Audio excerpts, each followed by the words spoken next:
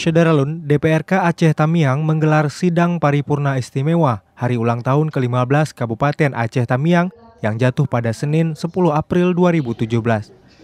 Suasana sidang kali ini tampak berbeda dengan sidang sebelumnya karena sidang kali ini anggota dewan dan pejabat serta para undangan yang hadir menggunakan pakaian adat Melayu.